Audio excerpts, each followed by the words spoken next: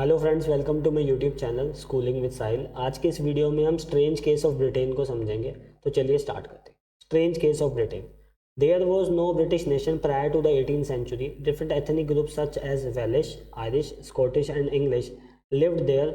All of these had their own culture and political tradition. तो चलिए समझते हैं। 18th सेंचुरी से पहले कोई भी ब्रिटेन नाम का देश नहीं था, कोई भी ब्रिटिश नेशन नहीं था। यहाँ पे अलग अलग एथनिक ग्रुप्स रहते थे जिनका नाम था वेलिश, आयरिश, स्कॉटिश एंड इंग्लिश। ये लोग यहाँ पे रहते थे, सबका अपना अलग अलग कल्चर था, अलग अलग पॉलिटिकल ट्रेडिशन थे। तो 18th सेंचुरी से पहले कोई भी ब्रिटेन नाम का देश नहीं था। यहाँ पे अलग अलग एथनिक ग्रुप रहते थे जिनका नाम था vice, WISE, Welsh, Irish, Scottish and English.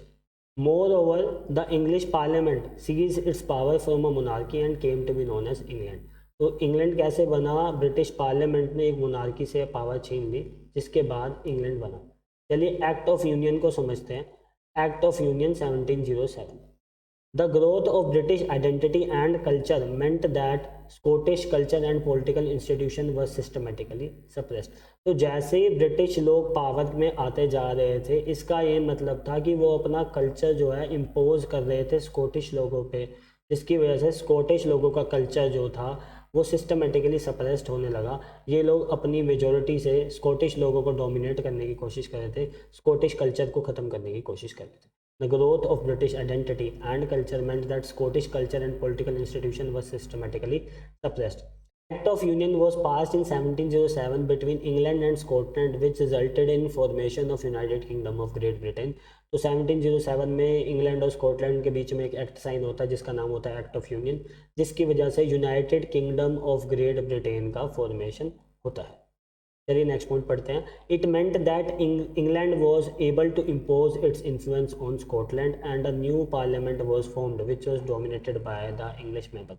जैसे जैसे ब्रिटिश लोग ग्रोथ और आइडेंटिटी में आगे बढ़ते जा रहे थे, ये अपने कल्चर को स्कॉटिश लोगों के ऊपर इम्पोज करते जा रहे थे, जिसकी वजह से ये एक्ट पास होता है इन दोनों कम्युनिटी के बीच में, जिसका नाम होता है एक्ट ऑफ यूनियन। ये एक्ट पास होता है 1707 में, जिसकी वजह से United Kingdom of Great Britain का फॉर्मेशन होता है। अब एक नया इंग्लिश पार्लियामेंट बन गया है जिसके अंदर इंग्लिश लोगों का डोमिनेंस है, इंग्लिश लोगों का दबदबा है और स्कॉटिश लोग वहाँ पे सप्रेस किए जा रहे हैं। It meant that England was able to impose its influence over Scotland and a new parliament was formed which was dominated by English members. चलिए एक बार समराइज कर लेते हैं इसको।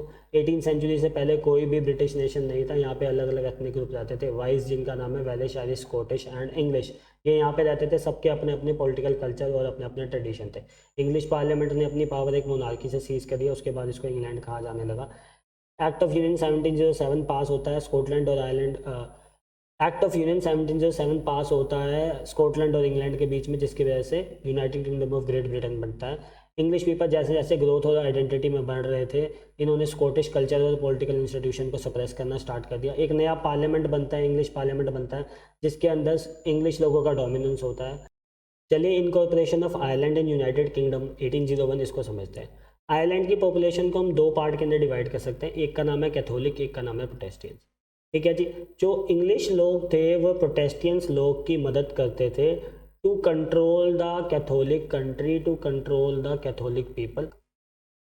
वो लोग प्रोटेस्टियंस की मदद इसलिए करते थे ताकि वो अपना डोमिनेंस जता पाएँ किसके ऊपर? कैथोलिक लोगों के ऊपर। Catholic oppose this move, Catholic लोगों ने इस मूव को अपोज किया and they revolted under the leadership of Wolfe Tone and his United Irishman. तो इन्होंने अपोज किया और वुल्फटोन की अगुवाई में इन्होंने अपने स्ट्रगल के लिए लड़ाई करी। 1879 में इन्होंने लड़ाई करी और ये फेल हो गए और इसके बाद आयरलैंड जो था वो ज़बरदस्ती forcibly incorporated into England. Ireland ज़बरदस्ती इंग्लैंड के अंदर शामिल कर लिया गया।